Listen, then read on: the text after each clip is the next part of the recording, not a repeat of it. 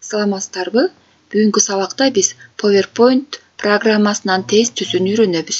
Башкача айтканда гиперссылка менен иштөөнү. Ал үчүн биз жаңы барак ачып алышыбыз керек. Главныйга келебиз дагы создать слайд дегенди басабыз. Мына, бул жерге эң биринчи тесттин суроосун жазабыз. Ctrl жазабыз. Ctrl-C клавишасынын аткарган кызматы. Бул астына болсо варианттарын жазабыз. Суроонун жоопторун ал үчүн вставкага кирип, фигурага кирип, мына бул жерден бул бир фигураны тандап алабыз дагы, мына коебуз мынтип.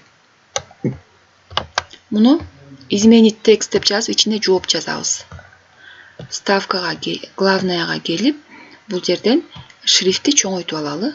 28ге коеюн. Анан өңү кызыл болсун дейли дагы, мына. Эң биринчи туура жообун жазайын. Көчүрөт.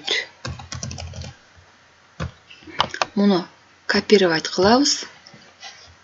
Копиясын бул жерге коелу. Бул жерге туура эмес вариантын жазабыз. Кыркуу.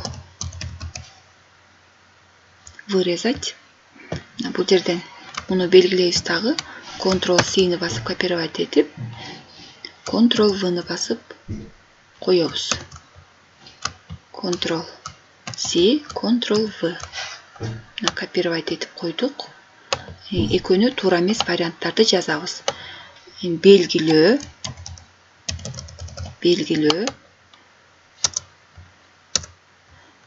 Бул жерге болсо коюу, вставканы жазалы дагы. Үчүнчү баракка создать слайд деп, же болсо энтерди бассак эле жаңы слайд ачылат. Бул жерге туура жооптор барыш керек. Жооп туура деп жазабыз. Мына бул жерден муну выделять этип чоңойтуп алабыз. Дагы, астына өчүрүп салалы. Ар ким өзүңүздөрдүн фантазияңыздарга жараша койсоңуздар болот. Фигурага кирип, ар кандай белгилерди тандап алсаңыздар болот. Мен бул жерден смайликти тандап алдым. Жооп туура болсо, биздин жообубуз жашыл болуш керек. Ошон үчүн буга жашыл фон берем. Контуру кызыл болсун. Үчүнчү баракты түзөбүз. Бул жерге туура эмес жооптор келиш керек. Жооп туура эмес. Муну да чоңойтуп алалы. Бул жерге дагы смайликти алып келели. Фигурага киребиз. Смайликти тандайбыз дагы, мына. Бул жооп туура эмес болгондуктан мунун кызыл болсун өңү. Бул күлүп турган смайлик эмес, мына кайгырып турган смайлик болсун. Эми экинчи суроону түзөлү. Ctrl. Муну бул слайдты дублировать кылып алалы. Улам жазып отурбай. Буларды да дублировать кылабыз. Дублировать слайд. Астына мынтип чылдырып коебуз. Мышка менен эле. Муну дагы дублировать слайд. Муну дагы астына мынтип чылдырып коебуз. Экинчи суроого мына бул жерге Ctrl-C эмес, Ctrl-X клавишасынын аткарган кызматы дейли. Бул жерде көчүрөт, кыркуу, белгилөө, коюу, ушул боюнча эле таштайлы. Эми гиперссылканы кое баштайбыз. Эң биринчи суроого келебиз дагы. Биринчи суроого жооп берилип бүткөндөн кийин бул экинчи суроого автоматтык түрдө өтүп кетиш керек.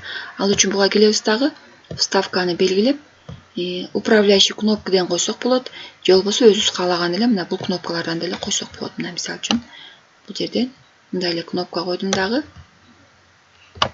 Бул гиперссылка барыш керек экинчи суроого. Ушул стрелканы басканда экинчи суроого барыш керек, мына. Андан кийин гиперссылканы коебуз, мына. Көчүрөт. Бул жерде туура варианты. Муну басканда бул барыш керек жооп туура дегенге. Окей. Калгандарынын баарын жооп туура эмес дегенге барыш керек. Жооп туура эмес. Окей. Булар дагы жооп туура эмес деген вариантка, биринчи суроонун жооп туура эмес деген вариантына барыш керек. Гиперссылка жооп туура эмес.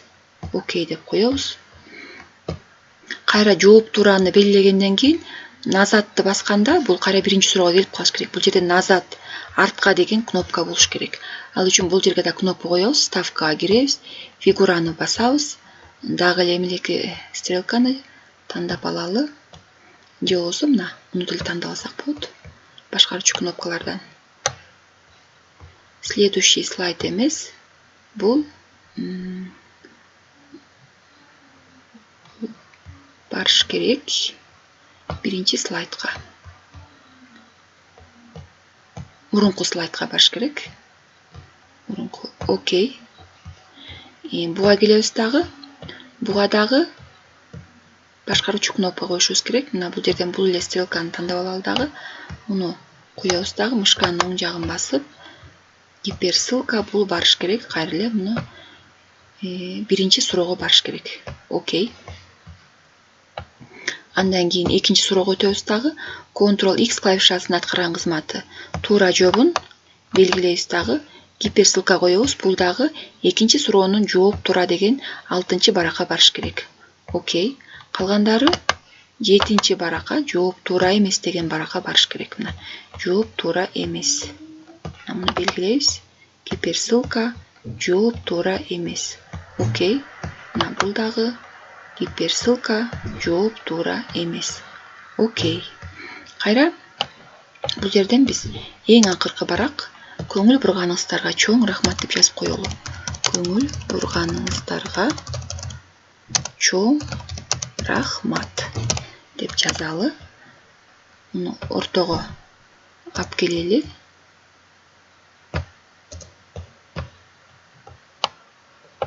По центру кылалы. Анан буларга дагы биз башкаруучу кнопкаларды коюшубуз керек. Мына бул кайра биринчи суроого барып калыш керек. Ал үчүн вставкага келебиз, дагы эле фигураны тандайбыз. Дагы могу эле фигураны алалы. Биринчи суроого барсын деген. Буга дагы гиперссылка коебуз. Гиперссылка бул барыш керек биринчи суроого. Буларды дагы жооп туура эмес деген барактарга барып калыш керек. Мына изменить.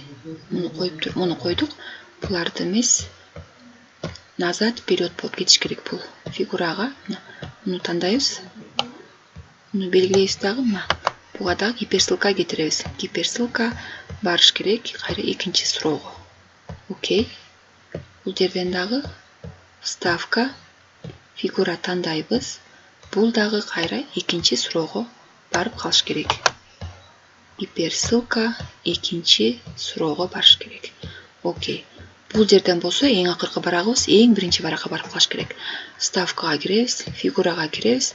Бул жерде домой деген кнопканы тандайбыз. Бул эң биринчи баракка барып калат. Мына өзү эле чыкты. Перейти по гиперссылке первый слайд деп. Окей деп басабыз.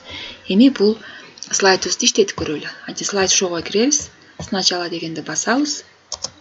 Мына биринчи тестибиз. Ctrl-C клавишасынын аткарган кызматы. Мына көчү туура жообун белгилейли, көчүрөт дегенди мына. Жооп туура деп чыкты. Назад кнопкасын бассак артка кетти. Кыркуу дегенди белгилейли. Бул жооп туура эмес. Назад кнопкасын бастык. Белгилөө жооп туура эмес. Коюу жооп туура эмес деп чыкты. Эми бул жерден биздин биринчи суроодон автоматтык түрдө экинчи суроого өтүш керек. Мына бул кнопканы бассак экинчи суроого келип калды. Бул жерден Ctrl-X клавишасынын аткарган кызматы туура жообун белгилейли. Кыркуу, жооп туура. Башка суроолору жооп туура эмес деген баракка барып кала берет. Жооп туура эмес. Жооп туура эмес. Эми бул кнопканы бассак мына биринчи баракка барып калды. Бул экинчи баракка барып калды. Ал эми эң акыркы барактагы кнопканы бассак, бул эң биринчи баракка барып калды. Көңүл бурганыңыздарга чоң рахмат. Кийинки сабакта жолукчакты. Саламатта туруңуздар.